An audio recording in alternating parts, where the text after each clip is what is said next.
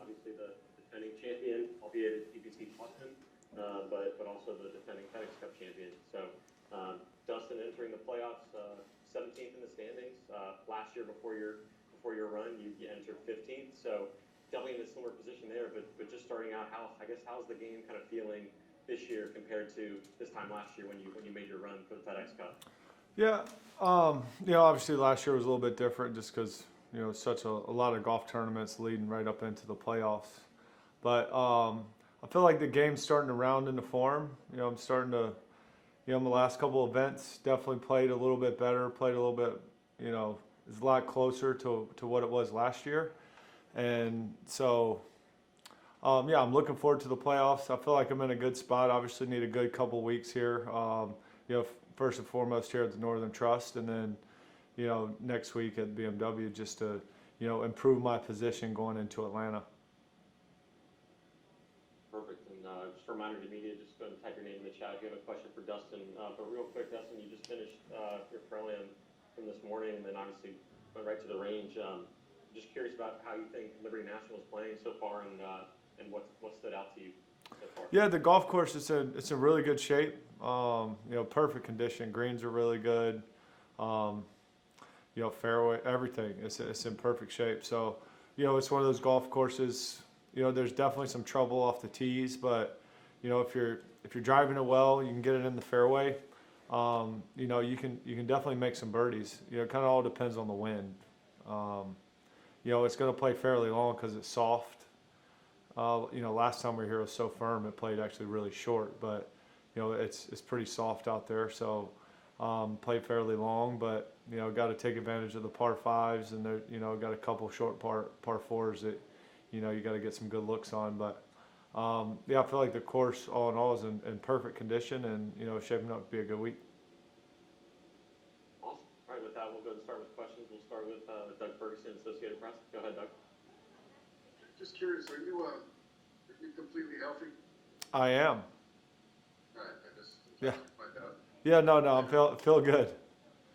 All right, could you, if you look back to last year, could you have predicted the run you went on, which was nearly sweeping all three of them except for one monster putt? Could you have predicted that going into Northern Trust last year? No, but I don't look that far ahead, so I would have never predicted it. But I was playing well, so it wasn't a surprise because I felt like I was playing good coming into it. So obviously golf courses that two different courses, Northern Trust and was Olympia Fields. One was soft, the other one was really firm and fast. So, but I was playing really good golf. But I liked all the courses. Then obviously Atlanta's very difficult, but definitely couldn't have predicted that. But I felt really good about the game. Didn't shock you, in other words. No, it didn't. Nothing really shocks me anymore. And I know you haven't had a good answer to this before, and I'm actually not expecting one now. But last year, when you had the double rounds of 80s, another one in Minnesota, you withdraw, and then all of a sudden come back and it's like you're a brand new person from the PGA and onward. Is it that easy for you just to flip the switch? Yes, it is. As far as why, I can't tell you why. But for me, obviously I know I'm a good player. I've been a really good player for a long time. So, playing a few bad rounds doesn't really bother me too much. Obviously, I know I need to go work on some things, which is what I did. And anytime, no matter how bad I'm playing, it only takes, one shot here, one shot there, where I get a nice feel, and it turns everything around. Good effort. Thank you. Yeah, I tried.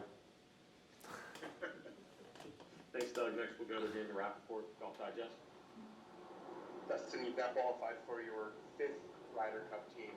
I'm curious, when you think of guys who have excelled in an event, whether they be Europeans, Poulter, Sergio, or American guys, what are the qualities of players who seem to excel in the Ryder Cup? What does it take to play well?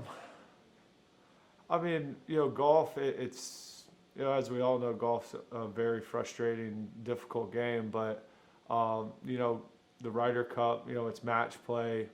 You know, it's a lot different because you know you're not out there just playing for yourself. You know, you're playing for obviously your teammates, your captains, your country. So it's a little bit different of feelings out there. But as far as why people play good and some don't, I mean, you know, it's a golf tournament, you know, pretty much. So we're out there playing golf. You know, it's whichever guys, you know, have their game that week are the ones that are going to play well and win their matches. You got to get a little lucky too, because sometimes, you know, if you're playing every match or 4 matches, you know, most likely you're going to be a little bit off in one of them, and that's the one where you need, you know, obviously a little help from the other side. And you've played in every possible scenario that is possible in this game. How did the nerves of the first tee of a Ryder Cup compare to anything else in the world? It's definitely different. My first Ryder Cup, I still remember, you know, the tee shot in Wales. It's a completely different feeling. It's something you've never felt before, at least something that I never felt before, standing on that first tee. You know, especially the fans over there singing, and, you know, it was cold and wet, windy. You know, wasn't ideal conditions to hit a nice tee shot, you know, for your first Ryder Cup. But it's a lot of fun, though. You just got to embrace it and enjoy it, and, you know, enjoy the week. Thanks, Daniel. Next, we're going to go to Adam Shupak, Golf Week. And Dustin, what was your level of disappointment in not shooting 60 last year at the Northern Trust? Go ahead and breaking 60.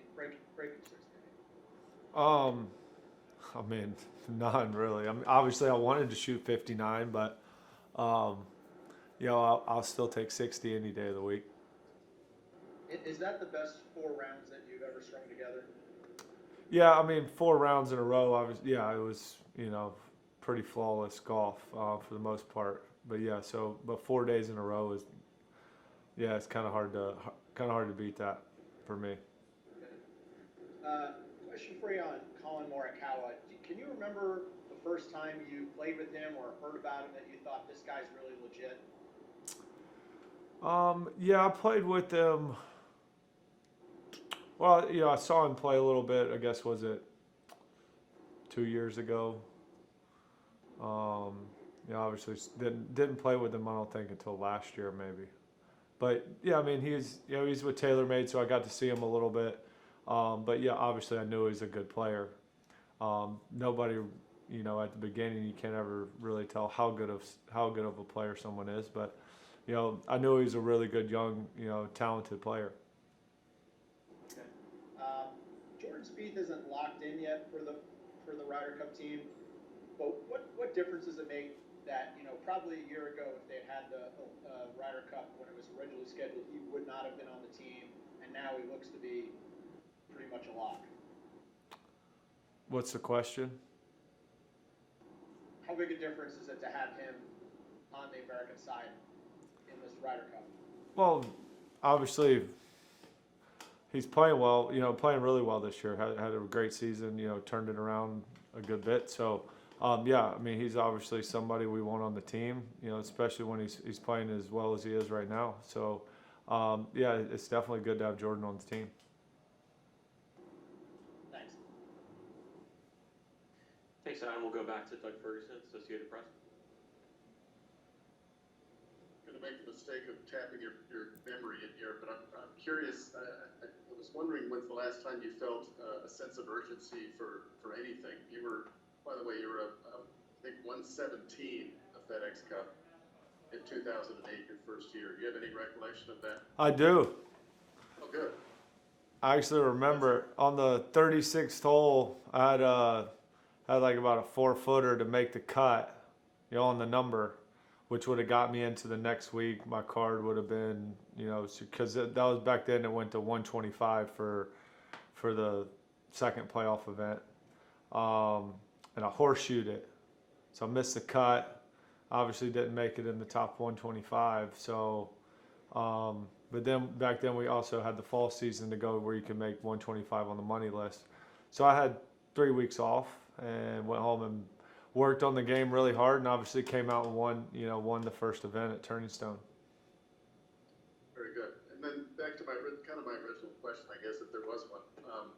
Do you recall the last time you had a sense of urgency about anything, about playing, about needing a good result or something like that? I mean, yeah, I always need a good result. So, I mean, for me, every week I've come here playing, want to put myself in position to win. But, yeah, I mean, obviously it's the playoffs. It's definitely a sense of urgency to play well and contend for the championship. If you'd have been told in January that we're in August and you still have one on the PGA Tour, what would have been your reaction to that?